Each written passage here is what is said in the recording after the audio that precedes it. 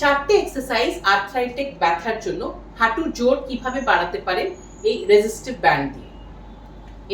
এই হচ্ছে প্রথম এক্সারসাইজ। একটা ব্যান্ড আমরা এইভাবে রাখলাম অ্যাঙ্কেলের একটু ওপরে, যাতে পাটা আমরা এটাকে স্ট্রেচ করতে পারি। 10 সেকেন্ডস হোল্ড করছি, তারপরে আস্তে আস্তে রিল্যাক্স। নাম্বার 1।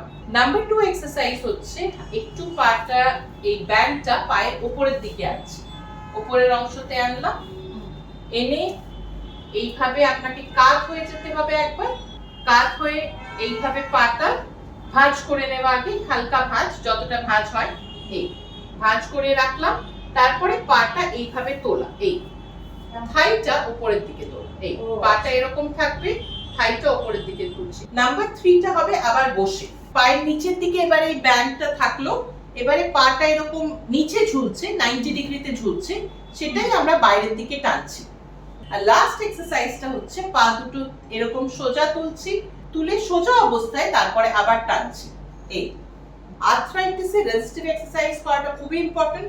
আপনাদেরও যদি আর্থ্রাইটিস থাকে ডেফিনেটলি এই এক্সারসাইজ, এই থেরাব্যান্ড লুপ দিয়ে আপনারা এক্সারসাইজ করা শুরু করুন, মাসেল স্ট্রেংথটা বাড়ান, তাহলে দেখবেন আপনার হাঁটু ব্যথা অনেকটাই কমে যাবে।